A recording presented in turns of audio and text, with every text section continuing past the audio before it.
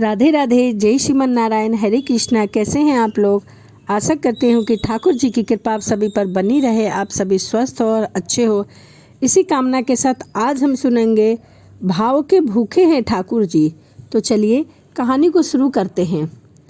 राघव एक बहुत ही निर्धन व्यक्ति था। उसके पास 2 समय के खाने के लिए भी भोजन की व्यवस्थाएं नहीं थी। वह बहुत कठिन तरीके से अपने जीवन का निर्वाह करता था। वह भोजन की आशा में ठाकुर जी के एक बड़े मंदिर के बाहर जाकर बैठ जाता और हर आने जाने वाले को भोजन की आशा रखता था, ताकि कुछ भोजन से प्राप्त हो और उसके परिवार का पेट पल सके। मंदिर में आने जाने वाले श्रद्धालुओं से उसको जो भी भोजन मिलता था उसको खाकर वह संतुष्ट रहता था। अधिक कि उसने कभी भी कामना नहीं की थी। पेट भरने लायक भोजन मिल जाता था, बस उतने में ही वह संतुष्ट था। निर्धन था किंतु हृदय से बहुत ही दयालु था। उसका यही प्रयास रहता था कि यदि किसी को भी उसकी आवश्यकता हो तो वह उसकी सहायता अवश्य करे। किंतु हमारा समाज ऐसे निर्धन को कभी मनुष्य नहीं मानता है। उसकी सहायता लेना तो दूर, उसको अपने पास भी नहीं आने देते थे, क्योंकि वह बहुत गरीब था। किंतु राघव अपनी ही धुन में मस्त रहा करता था। कभी उसको ज़्यादा भोजन प्राप्त हो जाता तो कभी आवश्यकता के अनुसार भोजन रखकर शेष भोजन अपने जैसे निर्धन भूखे को दे दिया करता था। कई बार ऐसा भी होता था कि उसको सारे दिन थोड़ा सा ही भोजन नहीं मिल पाता था और उसे भूखा ही रह जाता था। उसे भूखा ही सोना पड़ता था, किंतु किसी के प्रति मन में कोई मैल नहीं रखता था। एक दिन ठाकुर जी के मंदिर में एक बहुत बड़े संत के दर्शन हुए। स्वभाववश राघव ने संत से भी भोजन की अपेक्षा रखी। संत समृद्ध और संपन्न व्यक्ति थी। राघव को देखकर उनको उस पर दया आई, और आती ही क्यों ना, संत तो आखिर संत ही होते हैं, उन्होंने करुणावश उनकी सहायता करनी चाहिए।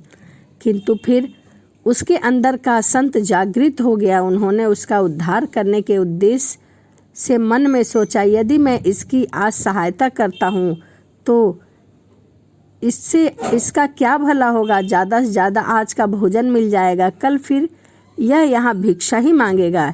यदि मैं कुछ दिनों के लिए इसके भोजन की व्यवस्था भी कर देता हूँ, तब उतने दिनों तक ही भोजन प्राप्त कर सकता है। उसके बाद फिर यह भिक्षा मांगने का ही कार्य करेगा। ऐसे तो इसका जीवन यूं ही व्यतीत हो जाएगा। इस अभागे के लिए कुछ ऐसा किया जाए जिससे इसका जीवन ही सुधर जाए। ऐसा विचार कर उन्होंने मन ही मन ठाकुर जी का स्मरण किया और राघव को डांटते हुए बोला, अरे क्या भोजन लगा रखी है, कभी किसी समय भजन भी कर लिया कर, भजन में भी ध्यान लगा लिया कर। ठाकुर जी के मंदिर के द्वार पर आकर भी हर किसी से भिक्षा मांगता रहता है। अरे भिक्षा मांगनी ही है तो ठाकुर जी से मांग, वही सबके दाता हैं। जितना प्रयास तू प्रतिदिन भोजन प्राप्त करने के लिए करता है, उसका रत्ती भर भी यदि तू ठाकुर जी को प्राप्त करने के लिए करता तो तेरी यह दुर्दशा न होती। मेरे पास तुझको देने के लिए कुछ भी नहीं है। जा, मांगना है तो ठाकुर जी से मांग ले, उन्हीं की शरण में चला जा। इस प्रकार राघव को डांटते हुए संत वहाँ से चले गए। किंतु संत की यह बात राघव के हृदय में लग गई। उसके मन में ठाकुर जी को प्राप्त करने की लालसा जाग उठी। उसने मन में निश्चय कर लिया कि अब मैं कभी किसी भी व्यक्ति से भिक्षा नहीं मांगूंगा। जो भी मांगूंगा ठाकुर जी से ही मांगूंगा। ठाकुर जी जो भी देंगे रूखा सूखा मैं उसे खाकर सो जाऊंगा। निर्धन था, फटे हाल में था, कई दिनों से स्नान भी नहीं किया था। उसके कारण उसके वस्त्र और शरीर से दुर्गंध आती थी। अपनी इस बुरी स्थिति को देखकर राघव ठाकुर जी के मंदिर में प्रवेश करने का साहस नहीं कर पा रहा था। उसने बाहर से ही ठाकुर जी को प्रणाम किया और मन ही मन उनसे बोला कि हे ठाकुर जी, आप ही मेरे दाता हैं। आज से आप ही मेरे दाता हैं। अब आपके सामने ही अपने हाथ फैलाऊंगा। आप दो या ना दो, आपकी इच्छा, आपकी मर्जी। जब तक आप नहीं देंगे मैं किसी से भी कुछ नहीं मांगूंगा, बेशक मुझे भूखा ही रहना पड़े। ऐसा कहकर ठाकुर जी को प्रणाम करके राघव संत की तलाश में निकल पड़ा। बहुत भटकने के बाद एक स्थान पर उसको वह संत दिखाई दिए। राघव उनके पास पहुंचा और दोनों हाथ जोड़कर खड़ा हो गया। संत ने सोचा कि यह फिर कुछ मांगने आया है। तब उन्होंने कहा, तू फिर आ गया, तेरी समझ में नहीं आया? मेरे पास तुझे देने के लिए कुछ भी नहीं है। संत ने इतना कहा ही था कि राघव उनके चरणों में गिर पड़ा और बोला, महात्मा जी, मैं आपसे कुछ मांगने नहीं आया हूँ। आपने मुझको वह दे दिया है जो एक राजा भी नहीं दे सकता। अब तो बस आपका आशीर्वाद पाना चाहता हूँ। संत के पूछने पर राघव ने अपना संकल्प उनको बताया। संत की आंखों से आंसू निकलने लगे। उन्होंने राघव को प्रेम पूर्वक उठाया और अपने हृदय से लगा लिया और आशीर्वाद दिया, जा, ठाकुर जी तेरी सभी मनोकामनाओं को पूर्ण करेंगे। राघव अपने घर लौट आया। उस दिन के बाद वह प्रतिदिन ठाकुर जी के मंदिर तो जाता था, किंतु भिक्षा मांगने नहीं, बस मंदिर के बाहर बैठा रहता था और ठाकुर जी का ध्यान करता था, ठाकुर जी के नामों का स्मरण करता था। इस प्रकार कई वर्ष बीत गए। उसको किसी से कोई भोजन प्राप्त नहीं हुई, किंतु उसने किसी से भोजन मांगा भी नहीं। 4-5 दिन तक भूखे रहते व्यतीत हो गए थे। राघव ने सोचा कि मैंने ठाकुर जी को कभी कुछ अर्पित नहीं किया, बल्कि उसके नाम से ही मांगता रहा। शायद इसी कारण वह मुझ पर दया नहीं कर रहे हैं। किंतु वह निर्धन, जिसके पास भोजन के लिए भी कुछ नहीं था, भला ठाकुर जी को वह क्या अर्पित करता? ठाकुर जी को अर्पित करने के लिए उसके पास कुछ भी नहीं था। तब उसने विचार किया कि क्यों न ठाकुर जी को फूलों की माला अर्पित कर दूं, ठाकुर जी को कुछ भी दे दूं। ऐसा विचार करके वह मंदिर की ओर चला, किंतु माला उसे कहीं भी नहीं मिली। उसके लिए उसे धन की आवश्यकता पड़ती। धन उसके पास था नहीं, इसीलिए उसे माला उसे किसी ने नहीं दिया। उसने विचार किया कि फूल बेचने वाले के पास जाता हूँ, शायद वह एक माला ही दे दे। राघव फूल बेचने वाले की दुकान पर पहुंचा, किंतु तभी उसको स्मरण हुआ कि उसने किसी से कुछ न मांगने का संकल्प किया है। अब क्या करे, सोच विचार कर ही रह जाता था। उसकी दृष्टि दुकान के एक कोने में पड़ी, जहां दुकानदार ने पुराने मुरझाए हुए मालाएं डाल रखी थी। राघव को और कुछ न सूझा। उसने उन मुरझाए हुए मालाओं में से एक माला उठा ली और चल दिया ठाकुर जी के मंदिर की ओर। आज उसके कदमों में विचित्र तेजी थी, एक विश्वास और उत्साह था, किंतु उसका उत्साह क्षण भर में विलीन हो गया। जैसे ही वह मंदिर की सीढ़ियों पर चढ़ने लगा, मंदिर के सेवादारों ने उसको वहीं पर रोक दिया। उसने बहुत मिन्नतें की और कहा कि मुझको ठाकुर जी के दर्शन करने दो, मैं उनको यह फूल की माला अर्पित करना चाहता हूँ। माला देखकर सेवादार हंसने लगे और उसका खूब मजाक उड़ाया। यह सब चल ही रहा था, तभी मंदिर के मुख्य पुजारी वहां आ पहुंचे। शोर शराबा सुनकर उन्होंने सेवादारों से शोर शराबा का कारण पूछा तो उन्होंने सभी बातें बता दी। मुख्य पुजारी भी राघव और उसकी माला को देखकर मुस्कुराए और बोले, अरे तू तो जाकर भिक्षा मांग, यहाँ तेरा क्या काम है? उन्होंने सेवादारों से कहा, इसको यहाँ से हटाओ, आने जाने वाले को परेशानी हो रही है। सेवादारों ने उसको वहाँ से चले जाने के लिए कहा, परंतु राघव वहीं खड़ा रहा। हताश राघव ने मन ही मन ठाकुर जी को स्मरण किया और कहा कि हे ठाकुर जी, मैं कैसे आपके दर्शन को आऊं? अब आप ही दया कीजिए, मैं स्वयं तो आपको माला अर्पित कर नहीं पाया, आप ही इसको स्वीकार कीजिए। ऐसा कहकर राघव ने वह मुरझाई माला मंदिर की सीढ़ियों पर ही रख दिया और वहां से चला गया। राघव को ऐसा करते देख मुख्य पुजारी से घृणा से सेवादारों से कहा कि इस माला को यहाँ से हटाओ और दूर ले जाकर फेंक दो। सेवादारों ने मुख्य पुजारी के सामने ही माला उठाकर पास की झाड़ियों में डाल दी।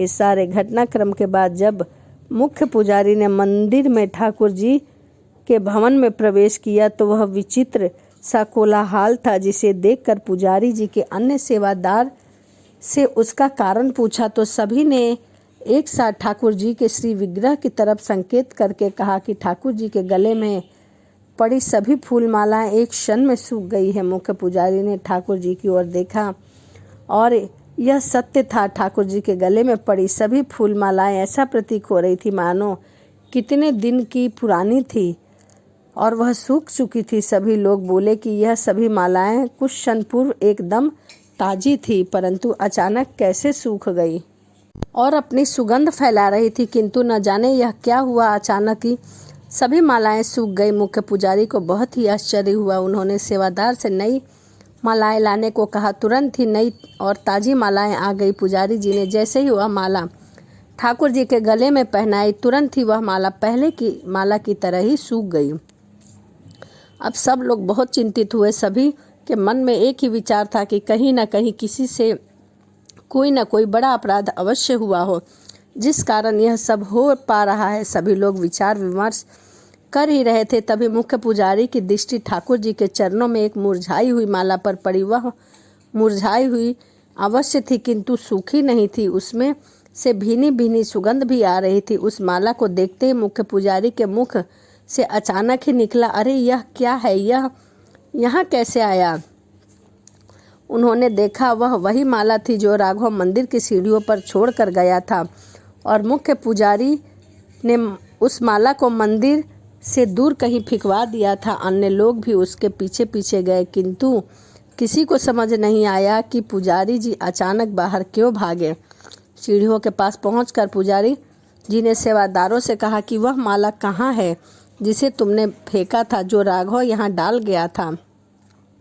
सेवादारों ने झाड़ियों में उस माला को बहुत तलाशा, किंतु वह वहाँ नहीं मिली। अब मुख्य पुजारी को समझ आ गया था कि उनसे बहुत बड़ा अपराध क्या हुआ है। उन्होंने सारी बातें अन्य लोगों को बताई और कहा, कैसे भी उस राघव को यहाँ ढूंढ कर ले आओ।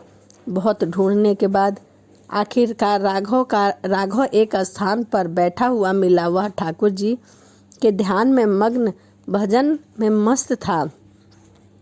जब उनसे देखा कि उनके चारों ओर बहुत से लोग एकत्रित हैं, उनसे पूछा, क्यों भाई, क्या बात है, मुझसे कोई अपराध हो गया है क्या। सेवादारों ने कहा, शीघ्र चलो, मुख्य पुजारी ने तुमको बुलाया है। राघव ने सोचा कि निश्चय ही उसने कोई अपराध किया है जिसकी सजा देने के लिए उसे बुलाया गया है। वह डरता हुआ राघव ठाकुर जी को याद करता हुआ सेवादारों के साथ चला गया।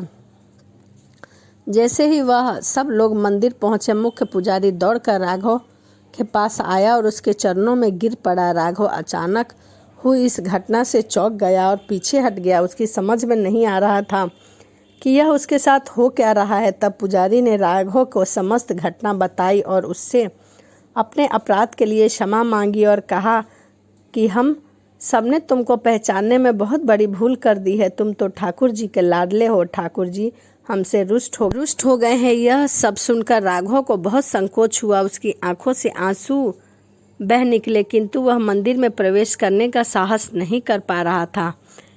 इस घटना की चर्चा समस्त नगर में तुरंत ही आग के समान फैल गई। उन संत के कानों में भी इसकी भनक पड़ी। वह तुरंत ही मंदिर की ओर चल दिए। वहां पहुंचकर संत ने राघव से कहा, राघव, संकोच क्यों करते हो? ठाकुर जी ने तुमको पुकारा है। यह तुम्हारी भक्ति और निष्ठा का ही फल है। जाओ और ठाकुर जी का अभिनंदन करो। राघव संत के पैरों में गिर पड़ा और उसकी आंखों से आंसू झरझर बह रहे थे। आंसू रुकने का नाम नहीं ले रहे थे। संत ने राघव को प्रेम पूर्वक उठाया और उसको लेकर भगवान के भवन की ओर बढ़े। पीछे पीछे सभी लोग चले।